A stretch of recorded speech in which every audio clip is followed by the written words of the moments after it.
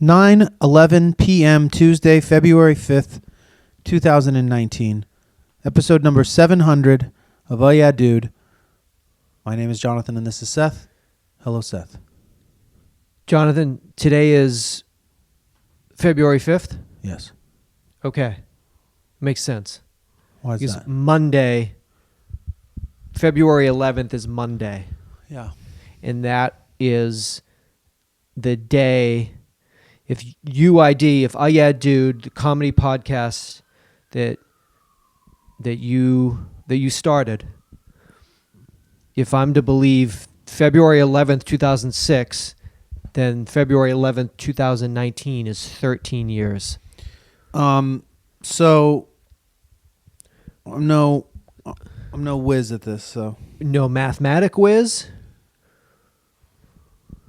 Or so that means on average we've done 53.8 episodes per year. how would you do that by doing 13 years? 700 divided 700 by episodes. 13. How many? 53.8. How many weeks are in a year? 52. So average over the 13 years about an episode a week. That's great. That's fantastic. I mean, we've obviously done ourselves some favors over the last year by doubling up episodes.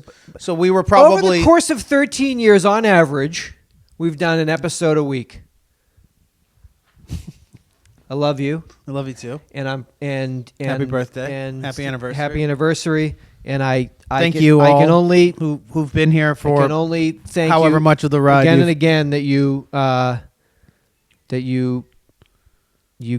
me to game. do this. You got game. I got game. First and foremost. Can I make an announcement? Yeah, of course you can. 700 episodes. I would like to announce that we will be doing our first live show in quite some time. We also will be doing our first live show in Los Angeles in quite some time. It's been 3 years, almost to the date of this show. April 20th, that's 4/20, 2019. That's Okay. a Saturday. We'll be doing a show. The last time we did a show in LA was, I think, April 16th, 2016. 16. That was our 500th episode at the Regent Theater. So all right. So yeah, 420, April 420. 24/7, 365. 420 at the Lodge Room in Highland Park, California. Well, those are your stomping That's grounds. my stomping right grounds. Your We're doing backyard. a local boy coming home to do his. He's coming home. It's 104 Local boy made good. 104 North Avenue 56 in Highland Park. What's the name of this venue? It is the Lodge Room. I like the sound of that. Sounds cozy. I 420 actually show? saw friends of the show, the band Sons MTL, some Sons from Montreal, played a great show there. Okay. A couple of months ago. You got a hanker and you said, wait a second. No, I like the acoustics of this place. Yes, exactly right. I saw them and I actually went to their show a day early. Because you're so supporting. I was mistaken. You wanted to get people excited about the show. Got there and played it off after about an hour standing around and no one being there and me being like, these guys are like really taking their time. So this is a good venue for my bros. Cool. So we'll see you guys tomorrow. All right, so I will see you tomorrow. I pre-venue But check I got for the bros. I got to hang out there and see a very good show there, and then The whole show, though, you're only thinking about me on the stage. and that's all like I could prowling envision. on Yeah, I stage, kept like, seeing these guys, and I'm like, listen, these the proud of the stage band is my is great. dear friend. You know, it would be better if there was no music and just straight talk, straight talk, straight white guy. Now, wait talk. a minute. So if you say 420, that's a 420. That's a weed-friendly show. Yes, it's a weed-friendly city, a weed-friendly state, a weed-friendly show, except for the two guys on stage who will hopefully be Dude, narcs. trying to. We're just gonna be like fucking with you, like whoa, like hey, like you're running down a hall, you feeling crazy, scrunching up paper bags and stuff and throwing them out into the audience. But there will be, you won't be allowed into the show unless you are on an edible or have recently. As we said, Los Angeles police will vaped. be there. Yeah, LAPD is doing a new. It's They're actually the testing. stuff that they're going to test for stoned while driving tests on the gonna road. try it However, out these that tests night. they're going to try, and in order to let you into the shows, and if you don't, you have to fail the test in order to gain entry into the show. Pass entry into the show. Please come and get tickets Yeah, for get those. tickets. That's Saturday, 420. What's the website? Very excited to announce What's it new called? shows. So go to their website. I guess it's what? It's the Lodge Room HLP. You could also probably find a link on our website. Here's mail I got. Oh man, is this for mine? No. Interesting. Somebody else's. You're gonna get in trouble for this. Somebody's In trouble for what? for your military service. What do you mean? What's in here? What's the letter say? Anthrax. Envelope here from. I think it's from. Is that AT&T? AT&T is still a company. In honor of your military service, please accept this special thank you to Seth Romatelli, American hero. American soldier, Soldier hero. soldier hero, Soldier, Seth. poet, hero. What was in there? It's It a was a check for it's a $10,000. It was a housing voucher for Yeah, Nashville, I can get in. Tennessee. Yeah, it's I have an apartment in I have a studio apartment for heroes. Ann Arbor. The service comes with a service dog. Thank you, AT&T. Thank you for your service. Thank you and for your service. Thank you for your service, AT&T. I got a light knock on my door a few weeks ago from one of my older friends, one of the women that live upstairs. Yes. They both back in the crib? Both there. Okay. She says, I just want to let you know, I hate your show. I hate your show. I hate you. It I shows hate my your life. show. I'll see you at 420. I'll be high. I'll be so high at that show. Make me laugh. She said she picked up her landline to call our other elderly friend, or older friend, excuse me, that lives above me, next door to her. She's like, when I picked up the phone, I think the lines, you were screaming about some sort of a sporting event. Is that, I'm like, oh, that's entirely possible. It's 100%. That was me. She's like, yeah, you were yelling really loudly and going on. And I was like, she's like, I wasn't listening, but you were yelling about a sporting event. I'm like, yeah, that's me. So she's like, you might want to call the phone. So the lines were truly crossed. Well, we're only, the last three landlines left in Los Angeles. So basically the three of us. And I said, and they still can't get even those to work properly. So it's a party line for the three of us, essentially. It's a chat line. Chat line. Late night chat line. I hear them talking about what they're getting at Trader Joe's. They hear me screaming about fucking sporting events. Yeah. So Live links. it's live links. It's just like live It's three links. hot singles. All right? All right? You know Claire's? Yeah. You do? God, yeah. They make memories, or we make memories. We make memories. That's In a also Claire's. Claire's slogan. We make memories. Yeah, so we're actually in a lawsuit with We're suing Claire's. It's young adult jewelry and accessories, teens, tweens, kids. Yes. Or ravers. Now, I was doing some detective work, some research, if you will, on Claire's. Ear piercing. Because what the fuck, you want to get your ears pierced. Maybe you don't want to go to some seedy tattoo shop on Melrose. Well, you don't have to. The world's leading ear piercing specialists. They've been piercing ears for 40 years, Jonathan. They're also using 50-year-old technology. Listen to me. You don't need an appointment. You just stop in. Over 100 million ears pierced. Have a piercing party. Are you a 13-year-old? Are you a tween? Are you a 13-year-old? We are. Oh, yeah, dude. Have a piercing party. That's what we're doing to celebrate. Come over. Piercing party at Claire's. So 100 million ears pierced. Find it at your malls. They have some brick and mortars, but your malls are your primary place to wouldn't find a mall store still count as technically a brick and mortar? Because it's just several. Oh, I guess brick it's and mortar several stores brick and mortars strung within, together. Yeah. Collection of I think brick and mortars. I didn't know I've never seen a standalone Claire's. Standalone Claire's. I'm going to open one in Larchmont. Ear piercing only. Piercing party. So, speaking of piercing parties, it's something probably most people know. Keep it PG. Keep your piercings up, not down. Oh, yeah, I'll tell you about something. some... You want to see this? Yeah, you want to see some shit I did back in Venice? No. No. The difference, the way that a Claire's pierces an ear versus, as you so nicely put it, a seedy Melrose tattoo tattoo Melrose parlor. tattoo shop.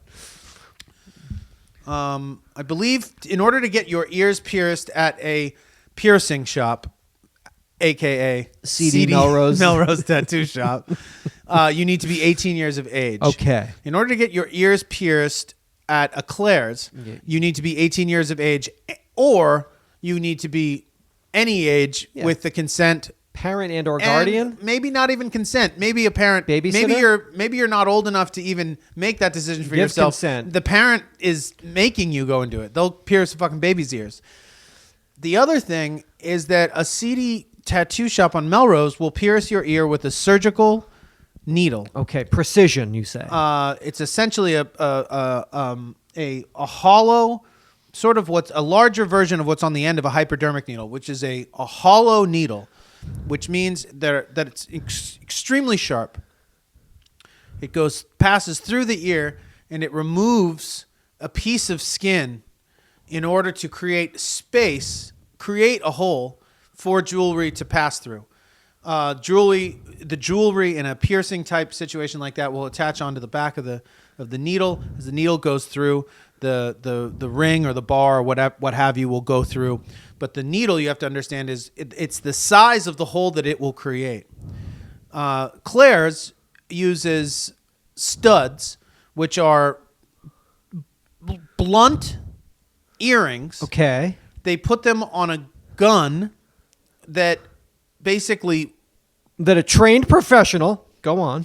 No, a teen, a teen looking for a summer job. Oh, Claire's, you hiring? I'm in. Yeah. Well, now you pierce Just ears. pierce ears? Yeah. You're our number one specialist. Congratulations. Congratulations. Here's your hat. Your name's Claire now. So, and it forces a blunt object through the cartilage of the ear.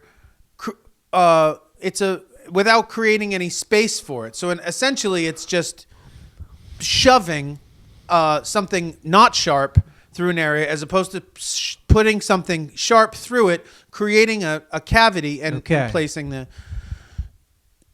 So one would assume that a much safer way to do it would be a proper piercing needle. Usually what happens with the gun ones is that they get quite swollen and they get a little fucked up afterwards because it's kind of traumatic to do to the cartilage. That being said, I believe I've talked about this. It's probably been a long time since I've talked about this, but I worked in a piercing shop on the Venice Boardwalk. My friend Mike was the piercer there, who was trained at Claire's. He was originally trained at Claire's. Before he opened up his own shop. His name was Mike Claire.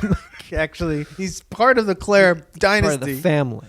But he's the black sheep. He broke off, took some of his inheritance money, and opened his own piercing my own shop. No, he was a piercer on the boardwalk who worked in a piercing shop that was owned by an Israeli gentleman whose name I can't remember. Mike was my first sort of friend and introduction into the world of piercing when I was... Body modification? Yeah. Can I say that? Modern primitives. If you will. Claire's has a new modern primitives specialist party. Jonathan Larroquette. Modern primitives party. Wait a minute. These girls are all 7 years old. Come on. But the thing about it is that Mike was a piercer who did traditional stretch piercing. My earlobes and pierce my labret and my conch and you know my labret and my conch. So stretched my earlobes several gauges over the time that I worked there, and I sort of just was like a hang around. But an apprentice. But let's say. I was an apprentice. The owner, the Israeli dude who would come in, he insisted on us using a Claire's style. Offering a Claire style stud piercing as well because it was quick, easy money. Whereas a piercing will cost quite a bit more. You go into a Claire's, you buy the stud for $10, it's $5, whatever. For $20, you get your ears pierced. The minimum, I think, you could probably go into a piercing shop and get your ears pierced for, or your conch. Labret would be, let's say $50. Oh, excuse me. What is your labret price this evening? Okay, thank you. Let me I'm labret price shopping right now. And your conches are what? Okay, good day. So Mike, because he was philosophically opposed to The purist. the style, was very happy to try to was to train me into how to do the gun style piercing so that he wouldn't have to do them, because he just was really couldn't even bring himself self-conscious to- about it. He didn't like it. Since he left the family. However, and it was a lot of reminders of the old days. It was old man. No, but since he was obligated to do it, he was like, I'll have you do it. Plus, it'll be a good way for you to get introduction into this process before you start actually, passing needles through people's bodies and stuff. So anyway, the long and short of it is that he became one of the greats. I started kind of watching him do a couple of them, and basically you take a medical marker, the person picks out the studs that they want, and you put a medical marker dot on the one side, and then you square it up with them and do it on the other, and then you do one and you do the other, and that's it. It's done. Obviously, the idea that you're kind of doing it to somebody, there's a little bit of nerves there, but for the most part, it's pretty straight ahead. But you performed this act. So he taught me how to do it. I watched him do it a couple of times, and then he was like, "You do one." He stood over my shoulder. He watched me. I did it. It was fine. Watched me do another one, and then he was like, and I did it, and he was like, "You're good." And you're great. You're one of the best I've ever seen. In fact, you're great. You've got it. You've got Kid, you got it. So for I don't know how many, maybe a couple of days, few days, I was in the summer. I was doing stud like piercings at Minnesota tweens on vacation. Exactly. That didn't want to spend money on getting like a piercing, just wanted to add another. Look what I got in Venice Beach. Yeah, like add another ring. People that already had their ears pierced that just wanted to hire one or whatever. So there are, let's say there are women. There were teenage girls then. There are women now. They're walking this earth, and you gave them their earrings. And women. Men and women. Yeah, sure.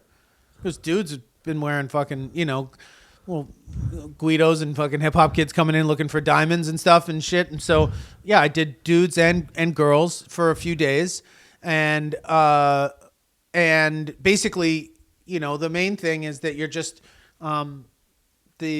changing lives, first of all. The medical marker thing is just a way of marking the ears so where that when the person looks at you, because obviously what you will, you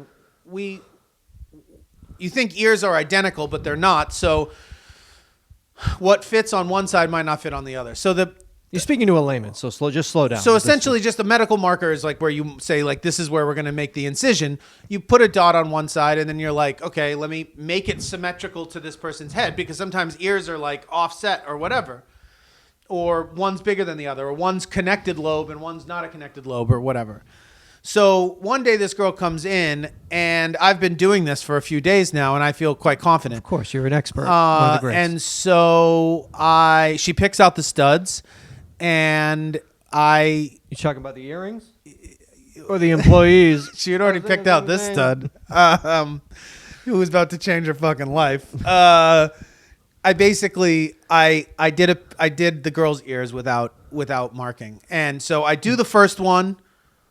So now just after 3 days, you're just going rogue freestyle. Eyeballing it. Yeah. And I do one. Oh, I got this. She turns her head. I put the other one in. I look at Boom. the other one.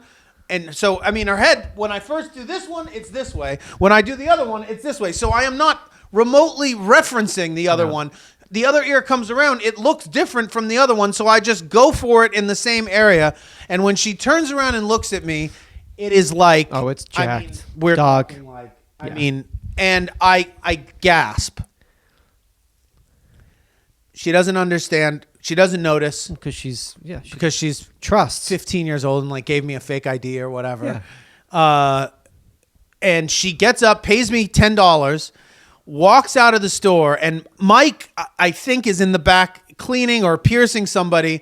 That's what I think. I turn around and I put the money in the thing, and he is standing at the door, and he was just like, I saw what you did, and I'm like panicking. I mean, this is your master. I mean, this is who's taught you everything. This is my sensei. Yeah, you're so embarrassed. And And he was like, "That's like you can't out. do that. You're fired. Give me your gun. Give me your gun. and your gun. Put your badge and your gun down. You're out." So she leaves, and like Heard 2 hours later, or 2.5 hours blood later, curdling scream 2 minutes she later. comes Yeah. about 2 hours. She buys sunglasses 2 hours later, and when she looks at she fuck? comes back in, and as soon as she comes in, I'm like, oh my God, I'm so sorry. I almost like I should have let her say something, Yeah. but instead I'm like so riddled with guilt. And she was like, yeah, they look a little crooked. And like Mike's like, yeah, they're crooked. He was like, let me fix it for you. In keeping with what we were talking about earlier, when you've shoved a blunt object into something, 2 hours after you've done that, the area has gotten hard and sore and engorged. And trauma. He pulls out the stud. Yep. And then lines it up and redoes a piercing into obviously free of charge, into like a very, very sore, sensitive tender area. teenage girl's ear. And that was the last day. That was the blood curdling scream. That's when you saw that. She said it really hurt. She left. He apologized profusely, and I was never asked to. You were never asked help out. So you with anything. Turned to the tattoo arts soon after. Bought my first didgeridoo, and then that was an adventure for another episode. I got my didgeridoo from a guy named Busby on the Venice Boardwalk, who was from New Zealand, and I got it because I believe Mike played one as well, and was like everything. homies. Mike did. Mike had a van. Look now. How's life? Look at me now, Mike. Look at you now. Anything else, Mike? Do?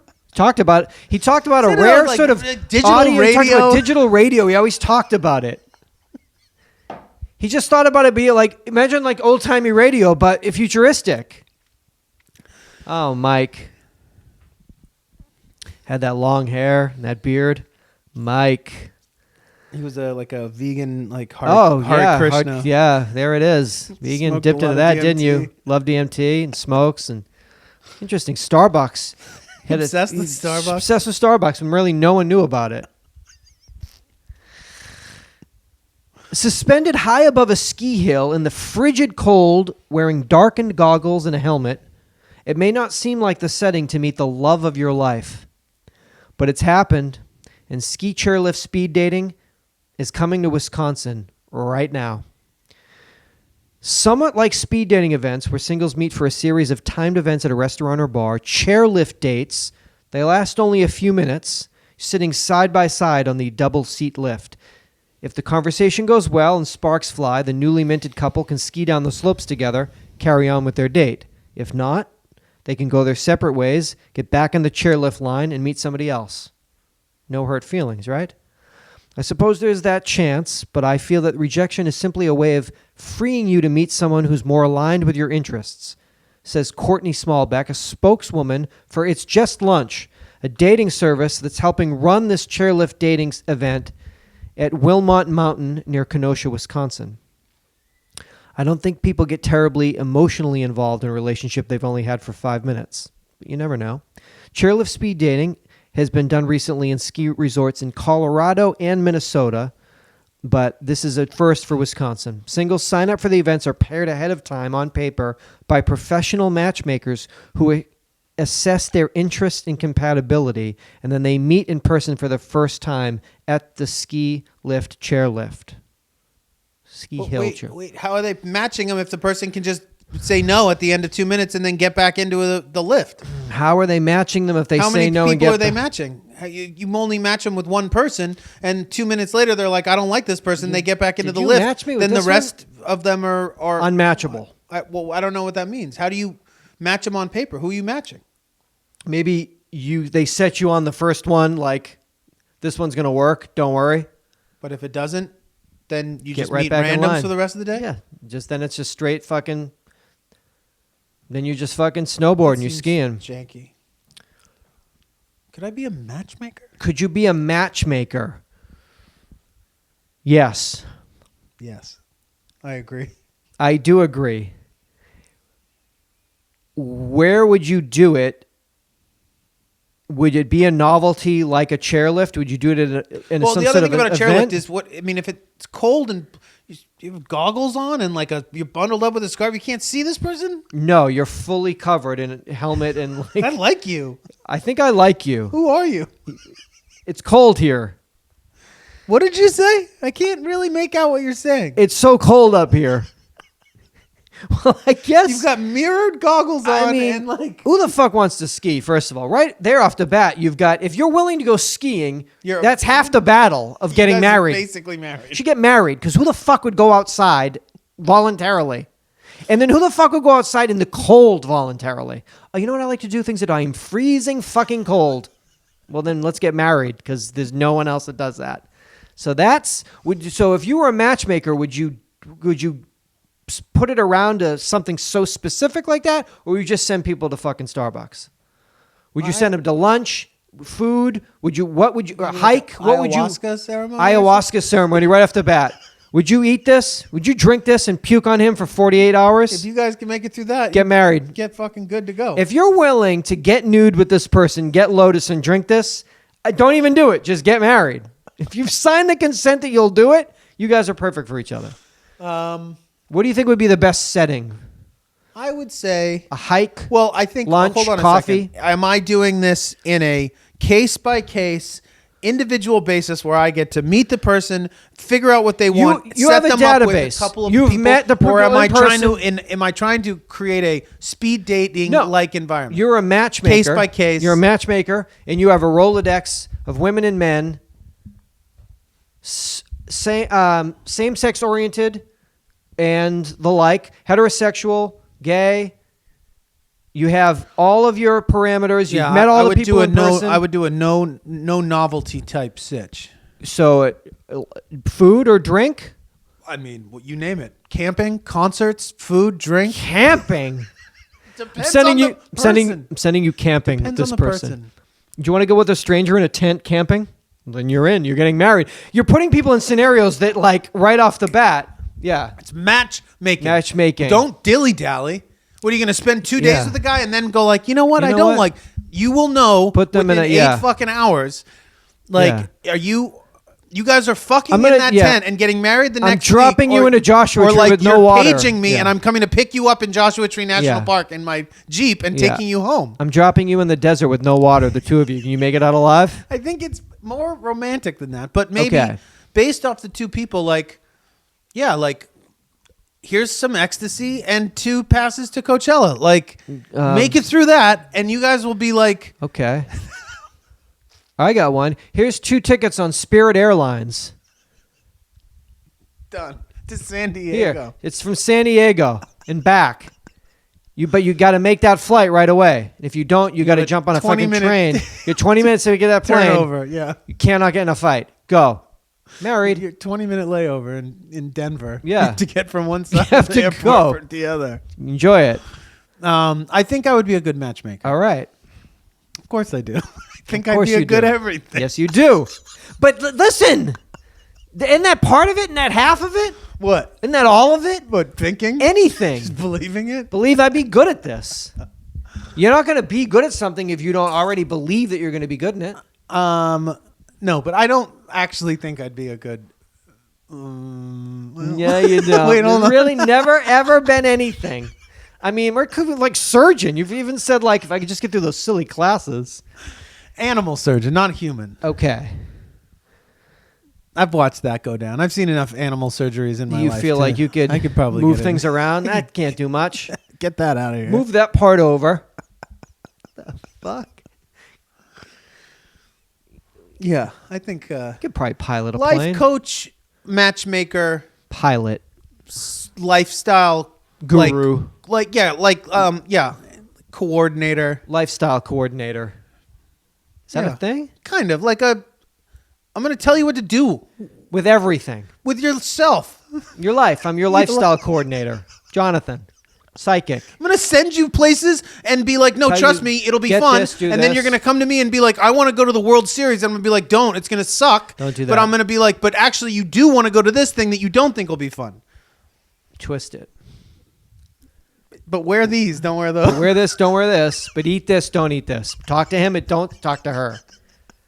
Easy. I'd I'd be good at that. That'll be $75,000. But the- I've only known you for a week. But you'll know me forever. But yeah. But you'll feel as if I'm with you forever. All right. Yeah. Okay. Here, I'll What do you read got? something. You read something. USA Today snapshots by Yes. by the year 2035. There will be more older people than younger people for the first time in U.S. history. In all recorded time in history. So What was that? More olds more than olds youngs. than youngs. When? 2035. For the first time in U.S. history, olds will be Will outnumber the youngs? 78 million, and children under 18 will be at 76.7 million. How do they know that?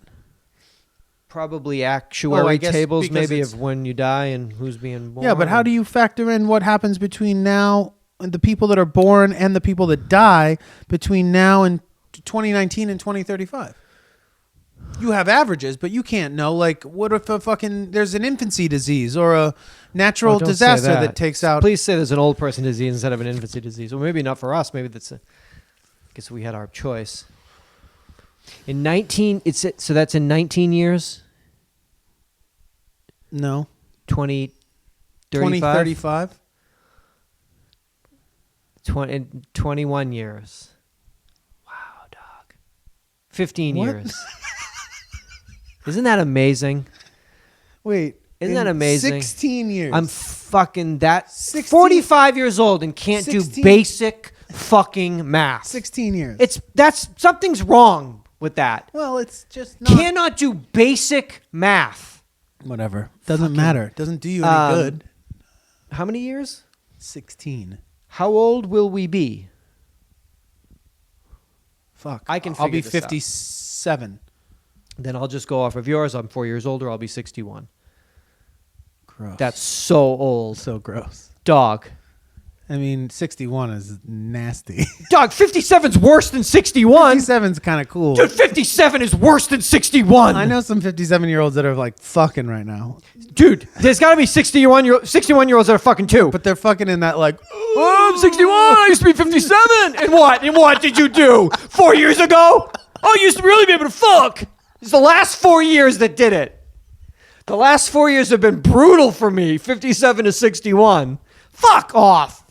I'm just saying that ain't going to be pretty. That's very crazy to think that that's so close. It's wild.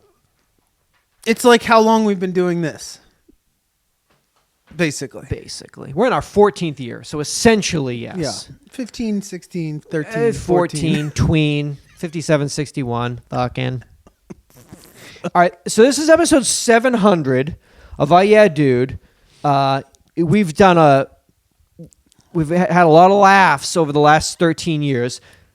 I'm going to read one segment a recurring segment that has popped up in the show. Hasn't in a while. In a though. while is because this is America through the eyes of two American Americans and the only two musical forms that exists. that exist, country and hip hop, that we fucking do.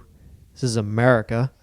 So I'm going to read the lyrics to a country song, and then Jonathan can read the lyrics to a hip hop song. I've got a hip hop song. So I thought, that might be fun. A nice little. Been a minute. Been a minute, and it's 700. Let's pay respect to the 13 years of doing this show. I'm talking about my dear friend Luke Bryan. This is a song called "What Makes You Country." It's the title track off of his 6th studio album that was just released in December. The song called "What Makes You Country." People talking about what is and what ain't country, right? Are they doing that? Oh, Yeah. And how? Constantly. Yeah. I mean, I can't, everywhere I fucking go. Everywhere. Every debate. What is and what ain't country? I don't know. Hold on. What gives them a right to wear a pair of beat up boots? I don't know. Maybe he's just calling out these fucking fakers. Well, he's saying What gives them a right to wear a pair of beat up boots? I guess you got to earn that. right? Well, I guess that's he's saying stolen that valor. is a point that is being argued. I don't think he's making any any decision, or he's not weighing in. He's saying this is the kind of stuff that he's hearing about in his honky tonks or such. In the barber shops, that's what they're asking. Are you allowed to wear beat up work boots if you ain't a beat up worker? Yeah, I mean that's where in his life that's what we're talking about. I mean over here we're talking about how the world is fucking collapsing. But whatever, you talk about what you want to talk about. But that's okay. Is it the size of your tires in your fires or your wild ass buddies? Size of your tires? Tell me more. Size of your tires and your fires is a good line. Okay, but what does that mean? Explain that to a city boy like me. What do you mean? It's fucking about your fucking big ass, like what size are your fucking mud tires and I don't how know. big are the fires you build? Well, my tires are normal size for my normal size economy car, and my fires they're non-existent because when the fuck would I light a fire? But anyway, wild ass buddies. I guess that's everybody got some wild ass buddies. Yeah. Well, give me a minute. Let me hit you with some hometown truth. Okay, so now he's saying now he's coming in hot. This is what all you guys Sit are your ass jibber down. jabbering You about. jibber jabbering about? I'll tell you about it. You could be a cowboy on the Texas plain or a plowboy waiting on the rain. What that is?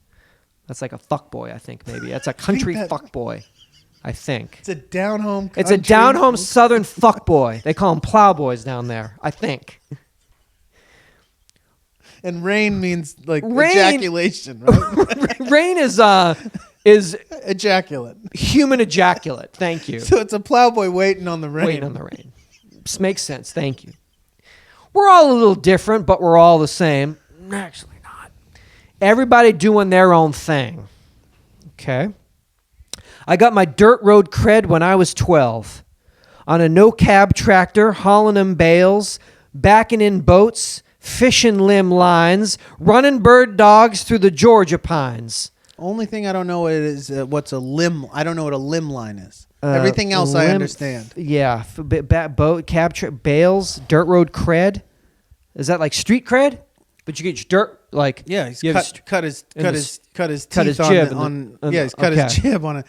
But I don't know what lib line. A limb, Limb. Oh, limb line maybe is actually like out on a limb that maybe hangs over the water. For fishing? Yeah, that you could maybe like do some type of I don't know. Running bird dogs? What's running a bird dog through the Georgia pines? Meaning running exactly that. Shooting, killing birds and letting the bird dogs go and fetch them. All right.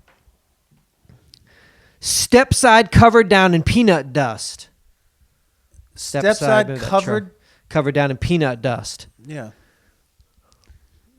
Like the step side of the truck, it's covered in peanut dust. What about allergies? What, don't anybody have? You got to worry about a peanut allergy. Wait, though. You're not concerned about that? Limb lines. Friday night spotlight, that was us. It might not have been you, but I can't judge. Just be proud of what makes you country. So I think what he's saying is you just got to be... Whatever it is. Fuckboy or not. However you do, you got to be proud to be in America. What it is. Limb lines is tying fishing line to like trees and like... To kill people like no to catch tripwire to get fish. Okay. Fish. Okay. Does it run in your blood? Did it come from your daddy and mama? Were you converted by an Alabama song on the radio? Oh, that feels so right. That's what happened to you. Yeah, it was probably an Alabama song on the radio that probably did it. Did you lock eyes with a little green-eyed girl from Jackson? Yeah, I have. Have you have? Tell me what you got. I just gotta know. Tell me what got you. I just gotta know. He needs to know what got you. What made you country? What made you country? What turned you country? Well, what turned you country? Was it a little green-eyed girl down in Jackson? Yeah, the county fair, I think. Me, I got my Sunday learning in a Live Oak church. Mm-hmm. Maybe he's at Mass. Is that Silver Queen corn in the backyard dirt? I guess that's some sort of a corn dirt. Dirt's huge there, down there. Big dog, big down there. Oh my God, dog! Very important. They love dirt. Is it because there's just a lot of dirt down there? Maybe is that it? It's vital like stuff. Florida Georgia line dirt. I guess It's vital, right? Because you put your hands into the soil. Doug, if I got dirt on me, I would fucking scream. Ah! These people writing songs about it. I guess there's a lot of dirt. And so you can talk about it, right? Because it's not a big deal. I wear white pants. It's a big deal. It's a huge deal. Waiting for the fall to finally come along so I can grab my gun and get my outside on. Oh, man, I want to get my outside on. Where my gun? I'm waiting for the fall to come along so I can grab my gun and get my outside on. So you just hunker down, and then when the fall comes, Go and kill shit. you just go and kill shit. I'm going to get my outside on. That means he's going to kill. What's he mean, Ma? It's when he gets his gun, he kills. Step side covered down in peanut dust. We got that. Friday Night Spotlight. That was us. It might not have been you, but I can't judge. Just be proud of what makes you country. You know what makes me proud? What's that? Oh, yeah, dude. That's what makes me country. That's what makes me country. This digital This radio fucking podcast. America through the eyes of two American Americans. This motherfucker trying to say he's more country than us? Come on. I got an American flag hanging right there. I have a song by it's technically it says it's by Young Thug. Okay, so The truth of the matter is Young Thug only sings the hook, okay. the chorus, the chorus. When they It's called friends- Chanel, Go Get It.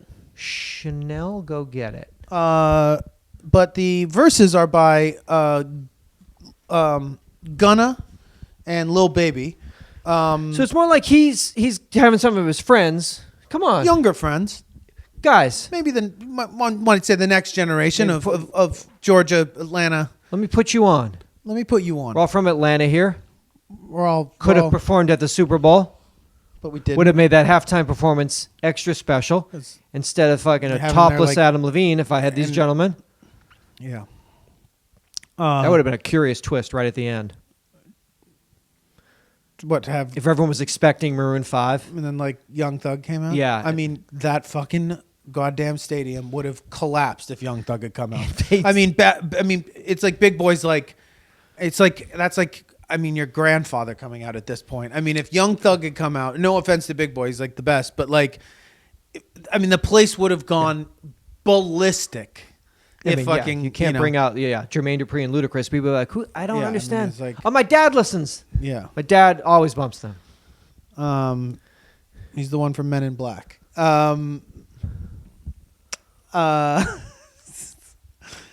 So yes, so Chanel, Go Get It. That Chanel a luxury brand? Yes. Can I? Be, okay. Yes. Young Thug's chorus. She wants Chanel, go get it. She wants Chanel, go get it. She want this Fendi, go get it. She want a Birkin, go get it. She wants this Gucci, she can get it. She wants this Louis, go get it. Lubes with spikes, she get it. Everything I got, she get it. woman She gets- getting it. She getting everything. Bentley sedan, she get it. Hop out the Benz, she getting it. Hop out the Lamb, she getting it. The Porsche Cayenne, she getting it. That as well. The Porsche Cayenne, she getting it. Hop out the coupe, she get it. Ashanti the shoes, she get it. I put my kids on her titty. Anything she want, she can get it. She want that last part? Yeah, definitely. She did, okay. Definitely. 'Cause all the other stuff was- definitely consented to that. Okay, because everything else was fucking fantastic. Now I'm gonna skip just for the sake of it being an hour-ish brevity. long show. I'm gonna skip Gunna's verse and go straight to Lil Baby's verse. However, Gunna's verse is absolutely worth a visit. Lil Baby, she wants Chanel, she can get it. These women, who is this? The same woman? I don't believe so. They're probably different. I would think that there's Okay. there's multiple women that are involved in Fucking this, shit, man. referenced in this song. Think about all these fucking dudes playing video games that don't take the trash out, and they could say, "Honey, I'm gonna play you a song." It's called It's called. Chanel. I'm getting everything here. You can't take the trash out. She wants Chanel, she can get it. Louis V bag and Dior her titty. we're back in the what? I was coming back to that. Louis V bag and Dior her titty. They lock the door when we walk in Fendi. Save the 100s, them dubs we spendin'. Real dope boy ain't charging no card. New G-Wagon she already got. She already has the G-Wagon. Real grown woman, she ain't post her body. Check price tags, you want it, you get it. You a big Thugger fan, you scared to admit it. Getting 60 for a show, I'm handling business. LA for a month, get away from the city. Yep. Been sipping this syrup, gonna need a new kidney. Just tell me where it's at and I'm going and get it. Ever I say she on it, new Range Rover, she won it. We don't do notes, she own it. Running out of space for the bags in her closet, running through checks every day, no fraud shit. Rose gold, presidential rolly look polish. That's what you were supposed to get me for this show. That instead was of this it, chair. like he won it. Get on this titty and you might get it. You ain't really gotta pay for nothing. I got it. Big bankroll. I ain't toting no wallet. Don't worry about it. Like a rubber band banks. I don't withdraw. Nickname deposit. T-Pain plies. I call her my shorty, my shorty. That's like unbelievable. Unbelievable.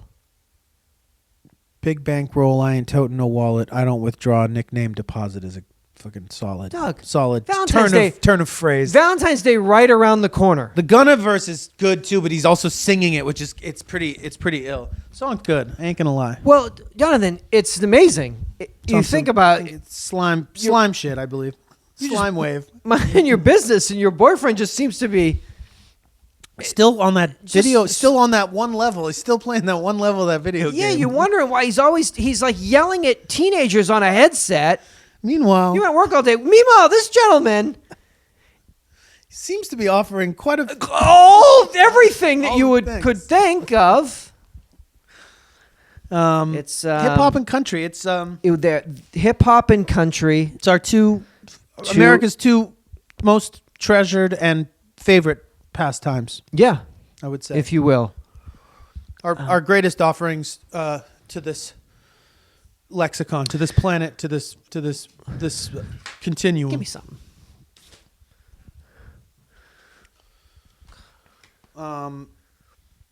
New research from Yale University, which builds on a 2014 study, confirms that adults believe a child is feeling pain rather than just complaining of it.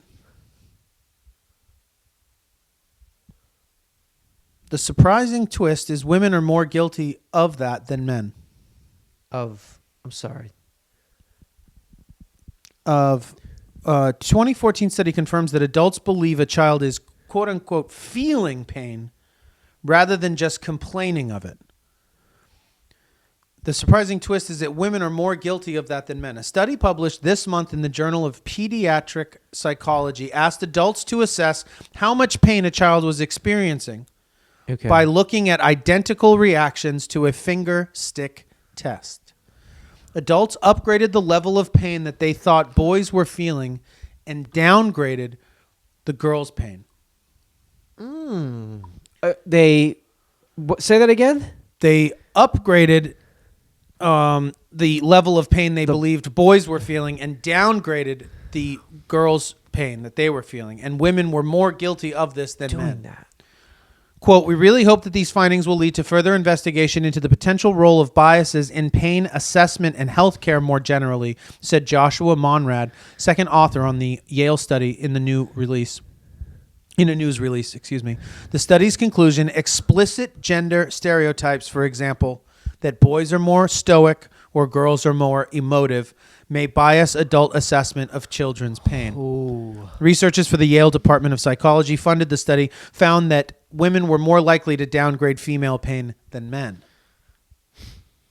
This is a big mystery, said Brian D. Earp, Associate Director of the Yale Hastings Program in Ethics and Health Policy. We're spitballing to come up with a reason. So they take kids, boys and girls, prick their finger, assess the pain. They believe the boys' pain more than they believe. I think they upgraded the pain, meaning that they believe the boys are actually experiencing more pain than they pain. actually do.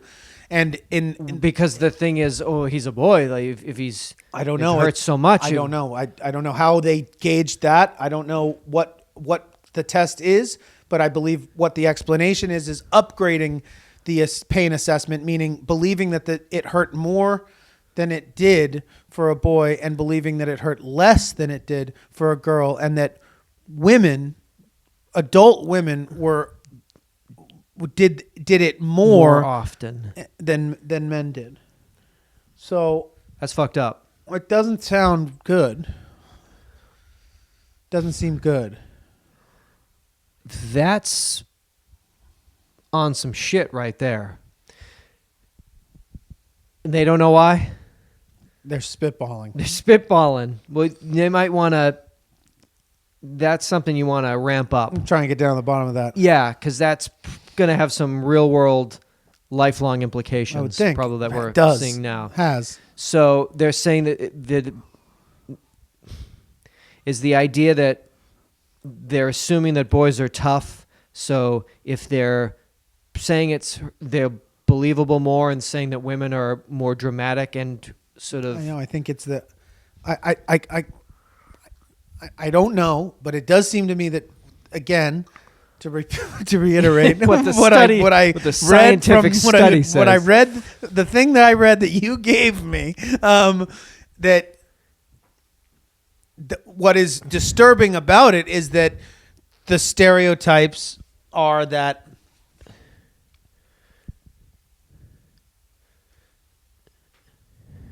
explicit gender stereotypes that boys are more stoic or girls are more emotive.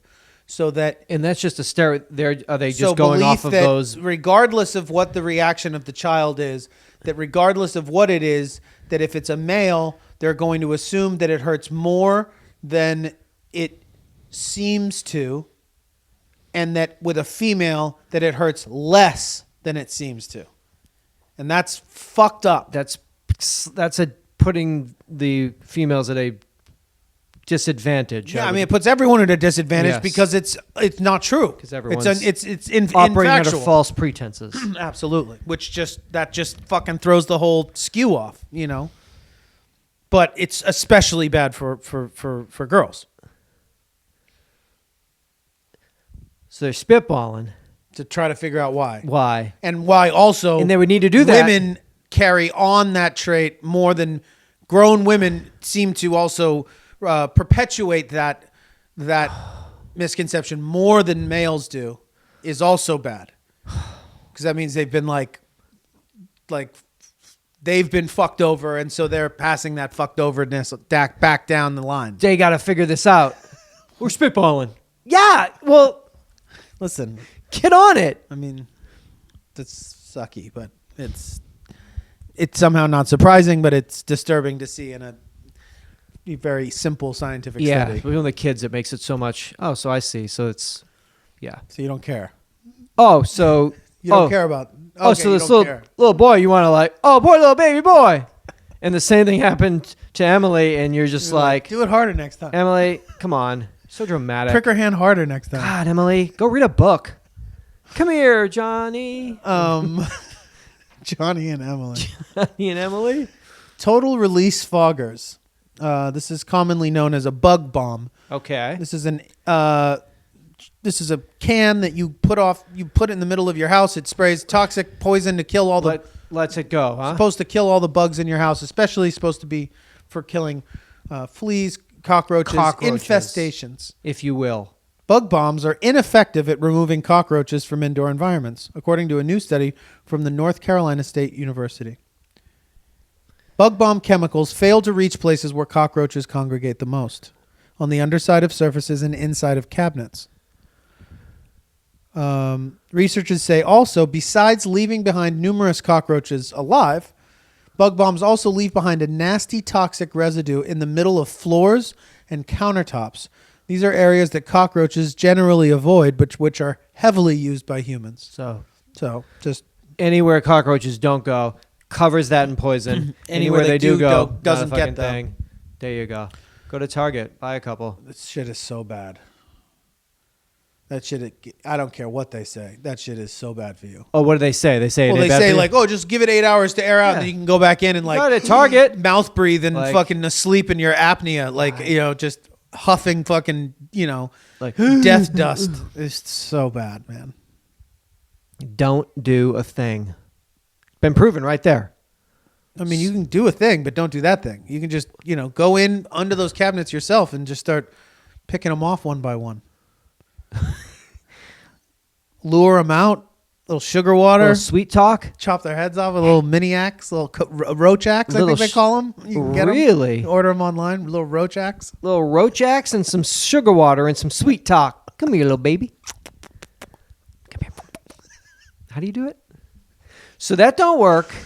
So could we walk into any place that sells that, print that out, and just tape it near that and save people? I mean, Save their children, save like their children, like save their adult wallets. onset sicknesses. Yeah, You would be smart. my baby's been so sick. But if those companies are so wealthy that they They'll leverage kill you. SC Johnson know. Wax, kill you dead. I'm surprised they haven't killed us yet. All my candle talk. Yeah, this guy's been following me. Yeah, it's That's a weird. somebody from the SG Johnson family has Yeah, been it's following in a you. black car for like 4 days. Yeah, because you talk shit about their fucking Glade Now jar you candles. die. You're gonna die now. The candle didn't kill you. Nutcracker fucking. The Nutcracker sweet candle didn't kill you. But trust me, They have a this guy named the Nutcracker. they got a guy called the Praline Dream, and he's a contract come and killer, get you. and he's gonna snuff you out. Good night, sweet prince. Yeah. Well, One way or the other. One way or the other, SG Johnson family, they got a family of products, and they're going to straight kill you. it's I was thinking about it the other day, last night, because I was Thinking about what? Your crazy cockroach axe that that you marketing that that you started I've been building. I've been Yeah, drawing guillotine. It's a cockroach it. guillotine. No, that like on a scale of fair to poisonous, toxic, like Yeah. what level my household would be considered Just on the reg. Day on to the day? reg, like with the products that I use, both good and bad. The general, like, this heater that I use, this wall heater that I think maybe isn't that efficient and maybe leaks gas or something. I don't fucking know. Definitely. And like just all of that stuff, and then thinking about my animals and the fact that I do smoke indoors sometimes, and by sometimes I mean at certain hours of every day. I don't know that just what the general, Overall, where I would fall biodome in the health? scope of like probably biodome like health. close to toxic, I would imagine. Let's say like Deadly to Nation- super deadly. but Oh, then- but will it- on a okay, national average? Let's say national average. Where do I fall? Deadly to deadly toxic. No, deadly toxic is that everybody? It's just some. Well, you think your house is cleaner in that sense than mine? Because I don't think it is, because you use much harsher Definitely. chemicals. The cigarette smoke's probably bad. Eh. But who knows? Natives have they been haven't even smoking that shit forever. and they dog. live forever. Come on. Yeah, they haven't even proven Shit's that. been around for like 1,000,000 years. Tobacco? Yeah. Fine. Okay. We get better and better at processing that stuff. Okay. Every generation. But you just think harsher chemicals would be that's worse. Well, I mean, those Like are just like, those like are- everything I own having bleach in it would be. Yeah. I have a family product line of bleaches, of Clorox, fucking Lysol. And then how often and how readily are you using those? I mean, you got to kill these germs. right? You have to. Right. Right? Probably not. Probably not. Shit. They tell me in the commercials I've got to kill the germs though. Yeah, but those are the people that are trying to Oh get shit! you to It buy gets the set. Those thing. are the same people you want to put the article up next to their product. Yeah, but they want you to keep kill the telling me I germs. gotta But in kill order the to kill the germs. germs, you have to introduce the cancer-causing chemicals that like make your babies come out backwards. So I'm killing the germs, but I'm causing the cancer. Yeah. And so, like I said, and then like they talk about like, oh, you can like, look at a mattress and see how many chemicals it's giving off or whatever, and like all that shit, and like, I was just thinking about it. I was thinking about it because I was watching a fucking gun safety video. Oh, YouTube and the video? guy- So late at night, smoking a cigarette, watching a YouTube video on gun safety. Okay, so begin. I'm Porky Let's say Pigging it. deadly to toxic. Porky Pigging it. No doubt. What's this guy have to say? Hold on a second. About gun safety. I was gonna jerk off, but this guy. This guy seems interesting. Hold on. So, and at the end of his gun safety video, he's like, people are always preparing for the least likely situation. The owning of a gun in a household and all that stuff is preparing for something that is the least likely. And he's like, and yet people won't buy 9-volt batteries to make sure that their smoke alarms are intact or keep strong chemical cleaners away from their children. And it started this. Can I ask you a question? This oftentimes you will mention on the show, sometimes you'll do a deep dive, and then it turns in that deep dive is your precursor of gaining your knowledge into something. Am I to understand that by St. Patrick's Day you'll own a firearm? Yeah. And this is just your prelim I'll research. be taking a gun safety course on Sunday. So this is your prelim research. Because everything that sort of happened has been like, it starts with I was watching a YouTube video, motorcycles, vans, guns, didgeridoos. How else do you find out about anything? I guess you're right. I guess I could go to the library and look up like a gun safety manual. No, but you can just find this random guy instead of jerking off, and he can this tell you about gun safety. This guy's got a crazy safari jacket on. I trust him. Guy name's Chad. He knows about gun safety. He's Quiet. got a weird tick Quiet. on his face. He's got a cheek tick. You got a cheek tick. He's Chad, the gun safety guy. There has been some consideration of purchasing a firearm for the recreational vehicle. Okay. And by recreational vehicle, I mean the state of the country as we know it. I mean, every waking I moment. mean every waking moment of the news, hence my firearm. Van life! Like... I mean, it would be silly to think that you don't. You have to be prepared. It would be silly to be bothered by you knowing me as well as you do, because that's what we're doing. That's here. what we're doing here. And it's also funny. We're in our 14th year here. Come on. Yeah, I mean, yeah, but It's amazing it's taken you 14 years to purchase a firearm. Honest to God, Own 30 I don't know. knives. I have 31 knives. I was talking to Amir about it last night, and he was like, there have been so many times, there's a couple of heavy duty realizations that I've gone through in thinking about this. And one is that, the idea that like people do like an EDC, like an everyday carry, guys that carry, women that carry every day in their lives, in anticipation of this moment. And Can't use EDC around me and not have me think of fucking being in Vegas at EDC. Electric Daisy Carnival everyday carry.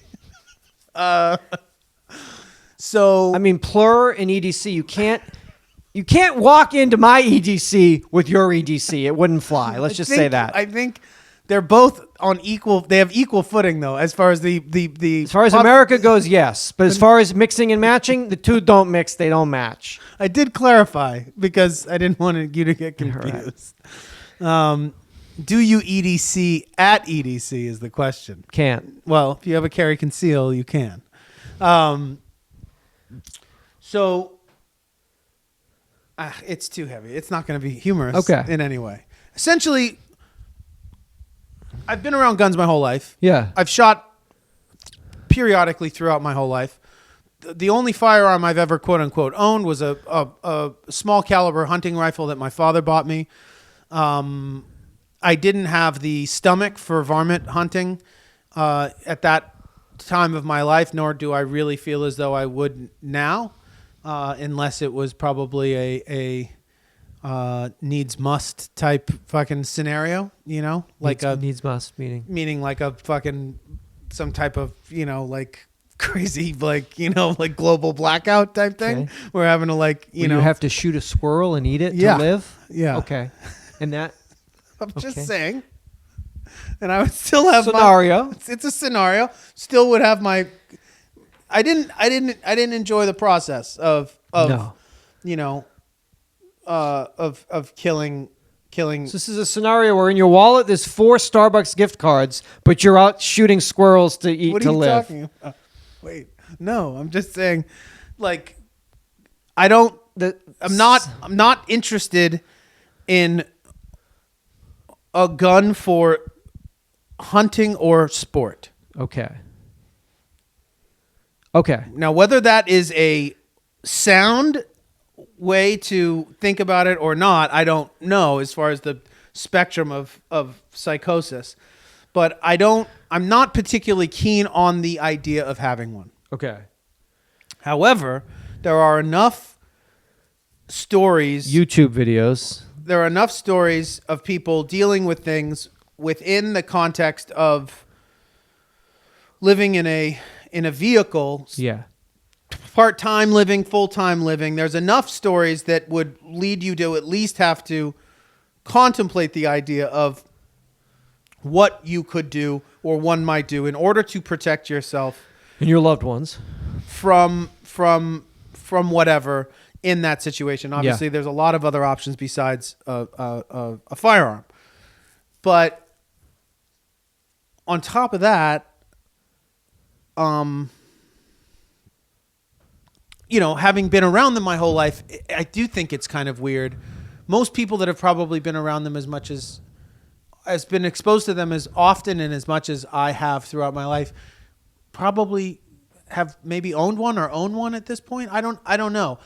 I'm not crazy about the idea, but the thing about Amir was he and I were talking about. He's like, well, what would you carry it in your car? Like, would you?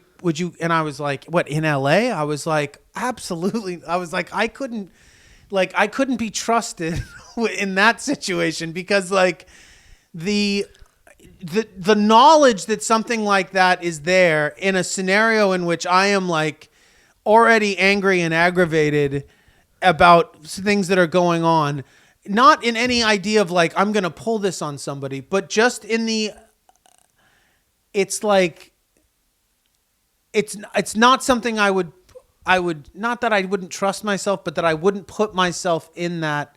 You wouldn't give yourself the option? I wouldn't give myself the option. At a Del Taco when they fuck your order up at 2 a.m. I mean, not quite, but not most. It's just not those people. But the people, people, the people in the drive-through line that were slowing you down. Maybe them. You don't want to give yourself the option. Yeah, but I don't know. I'm conflicted about it.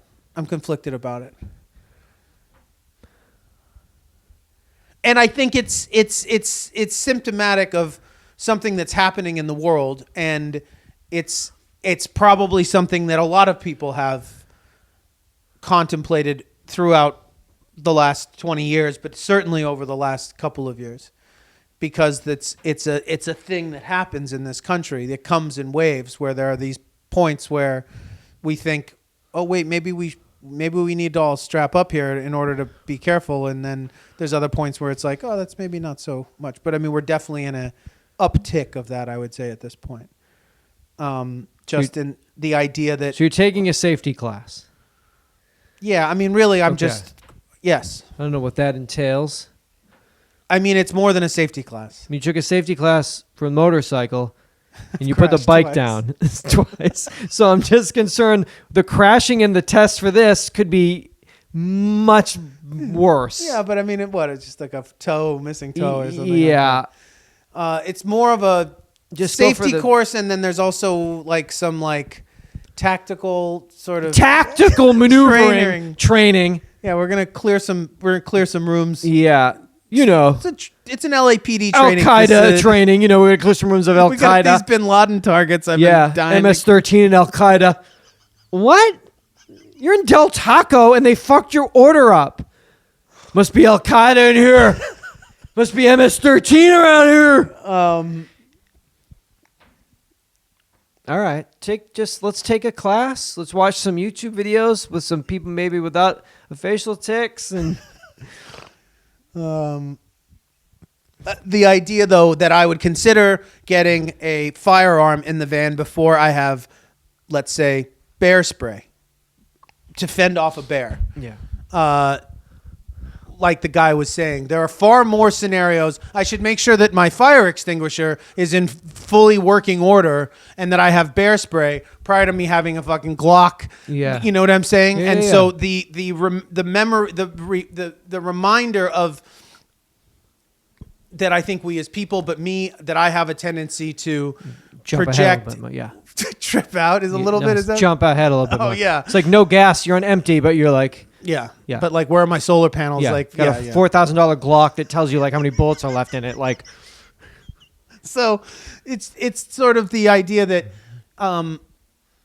that maybe the idea of wanting to feel prepared is valid. definitely. But that maybe the conclusions that we as people and as paranoid and worried and unsure and sort of that our fear of that unknown has us tend to jump towards a conclusion that maybe there's certain preparations and steps that you could really take to ensure your comfort, safety of yourself and loved ones that don't require you to be able to like wield like an instrument of death. yeah. You know what I mean? Totally. So that's what I'm kind of focused on right now. Is Yeah. like improving the sort of general like stuff. Like, oh, I've got beans and I've got propane and I've got, you know, my flashlight that I can recharge or whatever. Just that kind of shit. Totally. And that has been cathartic. The process. Of just doing those things because it does quell that feeling of wanting to be ready. I feel like I am like, yeah. And then you're like, all right, the no, I gun am. thing is like kind of like fucking crazy, you know? or you know, But then, who knows? I could wind up dead in a fucking, BLM land in Arizona and you'd be like, this fucking guy should have gotten a gun before he went I mean, to the gem show. They robbed him for his amethyst. yeah, they robbed him. He had pants around He his smiled. ankles. They and saw that fucking gold tooth. They're like, I fucking- bet there's gold in them. Their teeth, and They fucking took him. they took him. Took his fucking jewels and his family jewels. So I don't know. Yeah, if you're The gun living safety outside, thing is just I've never taken a proper course. I've gotten you know CPR. Yeah, I could do it. that's the Heimlich maneuver, right? Yeah. No, I could do CPR. I mean, I'd probably crush your sternum, but I could do it. Okay. So if there was a kid drowning at a pool, you could pull the kid out of the pool and save that kid's life. Sure. To the parents, I say, sure. It's been a while. Okay. I've taken a couple of CPR Okay. courses in my Might life. want to get that. I could maybe redo that. I did it in junior lifeguards. I did it one other time in my life. 41. Junior lifeguards? Yeah. 14, 15? Well, what is it? I mean, it's not. It hasn't changed. The technique probably has changed. Has but even it? if it hasn't, we got a refresher course every 30-odd years. All right. I'm trying to get. I'm doing some. Getting. Not tying. I'm kind of just doing like Boy Scout shit, basically. That's all right. But I never did the Boy Scouts That's good. because I thought it was Be prepared. lame. You live outside now. You need to be prepared. I mean, when was the last time you took a CPR? Do you have to? No, I've never taken a CPR class. Never. Ever. You've never like blown a dummy. No, I've never blown a dummy. If we're not count. So I'm just saying, if I saw a kid drowning in the pool, though, I would never fucking... Say like I got it. Yeah, I wouldn't be like... But would you just let the kid fucking drown if nobody else was like I got it? You wouldn't pull the fucking kid out and at least give it a shot? Of blowing him? Hyundai safety engineers have invented what they are calling the world's first airbag system designed to protect people from multiple collisions. The Korean automaker said that the new device is calibrated to deploy when a vehicle is hit seriously following an initial less serious impact that does not cause deployment. In most vehicles, airbags won't go off after an initial impact is registered. I wasn't aware of that. Say that again? In most vehicles, airbags will not go off after an initial impact is registered. So you get into a fender bender, boom, nothing happens. T-bone spinning this way. Oh, shit. Then you get hit, but once that initial like hit, your bags won't deploy because it's probably... Already deployed. I'm on a one-time, one use. No. Not now, baby. but it's saying it won't go off after an initial impact is registered, meaning if the initial impact isn't strong enough to deploy the airbags, the next one, even if it is strong enough, the airbags will not deploy. I see.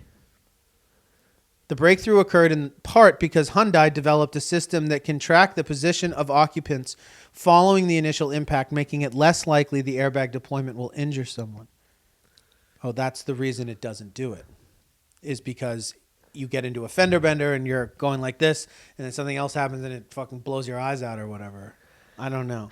The automaker described multi-collision accidents as those in which the primary impact is followed by collisions with secondary objects such as trees, electrical posts, or other vehicles.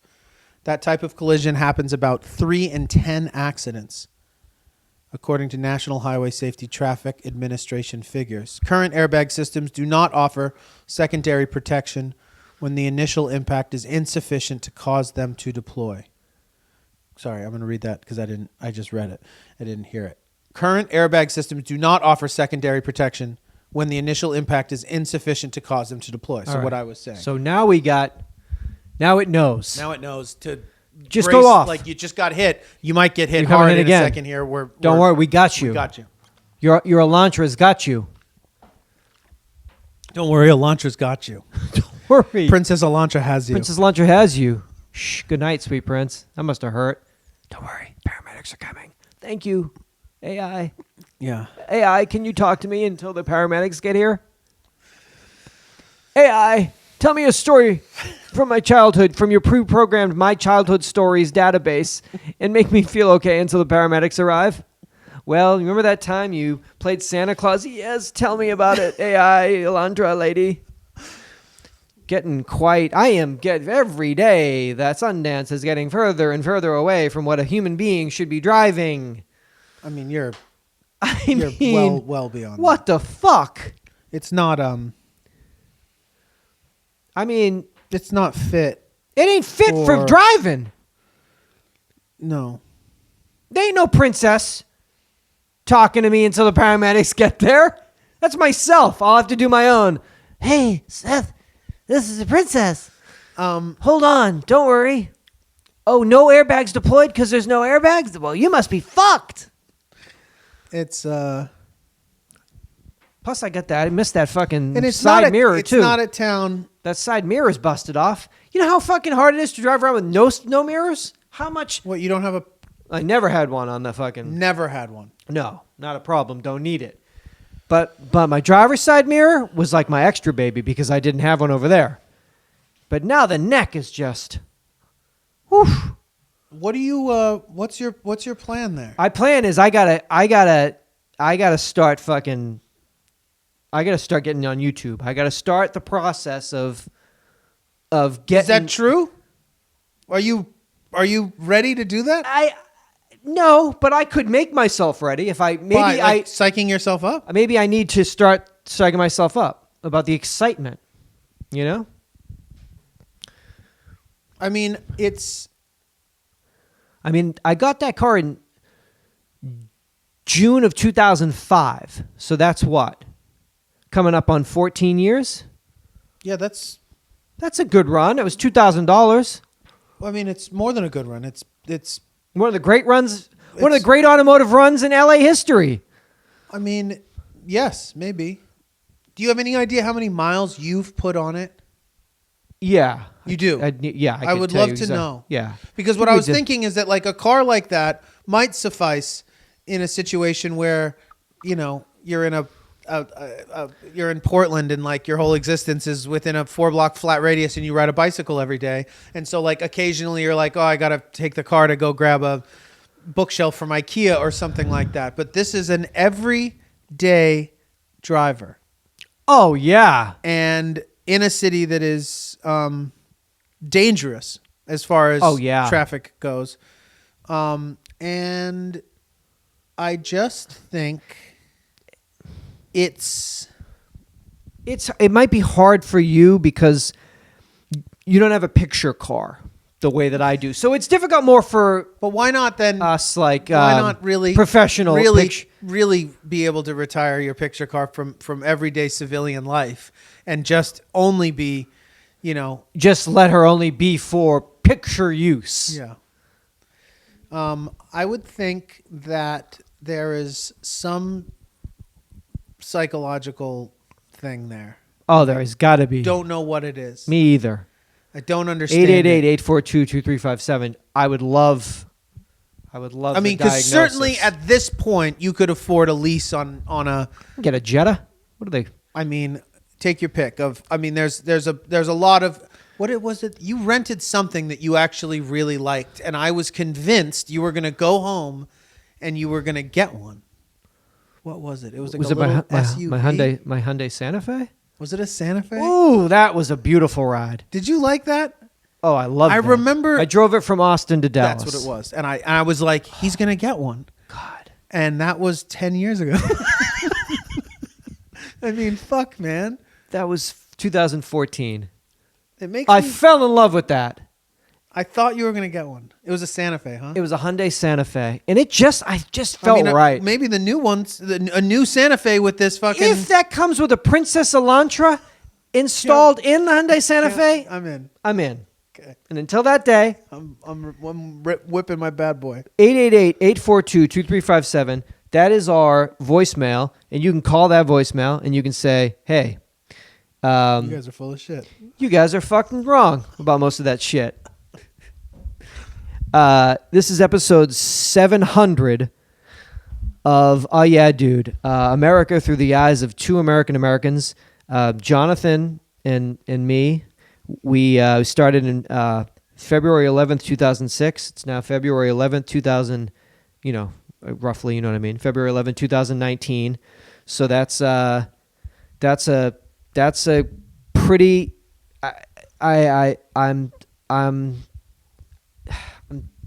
It's amazing that we've done this podcast for 13 years. It is truly an astounding feat, if I may say so myself. If I do, we don't like to. We're not here to. We don't toot our own horns. No, but I remember #humble, #grateful. But it's okay to take a moment and say. I remember some nights when I was still living in the fucking valley, and I would get here so late, and we would start so late. And then I remember at one point I was in the car today I remember I started for a period of time because parking in this fucking neighborhood has always been terrible. Ugh. There was a period of time where I just stopped looking for parking and I would just park in the red zone right in front of the house. And then every night we'd do the show. I'd go out at like 3 a.m. when we were fucking done or whatever, and I'd have like an $80 ticket on the thing, and I'd just be like, boom, put it right back in the pile with all the other ones. Someday. Just deal with it. Someday. Here we are. 13. All worth it. It was 700 episodes is quite a feat, especially because it's timing out so nicely as we come up on our 13-year anniversary. Thank you, obviously, first and foremost, to Seth. I love you, and thank you for doing this with me for so long. This has been the greatest thing ever. It's been a blast. It's just the best. In the fact, it's the thank you for listening. It's like really the only. Yeah. You can't do it if people don't listen to it. The joy is that like people listen to it and that we have had this. We've got the voicemail and we've had the. Communication, and it's been a ongoing learning experience. Obviously, a huge thank you to Nick and Jeff, who keep the site running, who keep the show going, keep the fires burning, the fire burning, keep these episodes filmed and edited and available to you guys. If you could, as we enter into our 14th year here, consider supporting us on Patreon. Yeah, that would be awesome. It would be great. Just send us whatever you could, couple of bucks a month or whatever. It would be awesome. It would be great. That's Patreon. I'm sure you all know how to spell it at this point. You can also buy merch on our website UhhYeahDude.com. And so I guess for anyone that has ever been to a live show, got any merch, donated to Patreon, sent something to us through the mail. Yeah.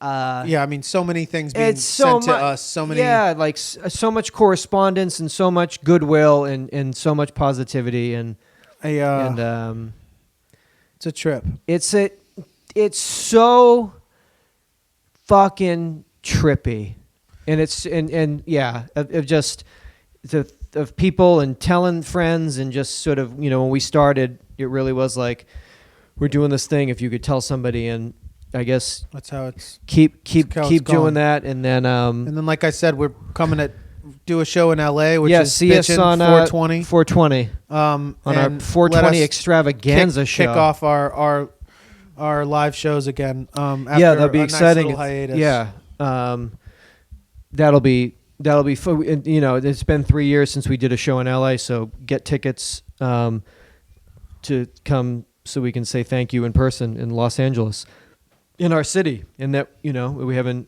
3 years. That's a long time. And then come back for 701. Tell a friend to come back for 701.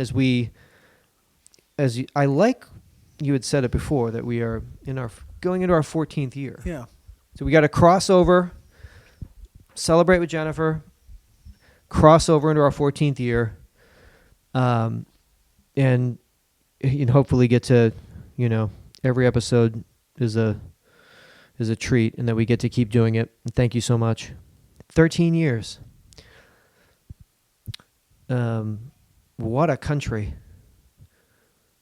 What a crazy place. What an awesome place. What a crazy awesome place. Yeah. That could be so much better. And hopefully, get our act together here. We'll see. Well, we're gonna try. We gotta try. We gotta try.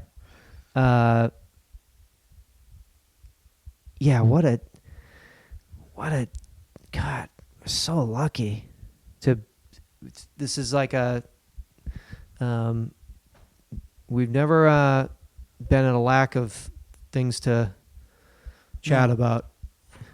No, Isn't that crazy? No point has there been a real lull, I think. No, there's always something stuff, going on. As far as that stuff goes. So nuts here. Maybe some lulls here and there with us. Oh but not certainly for not in the we are doing it here. Stuff out there.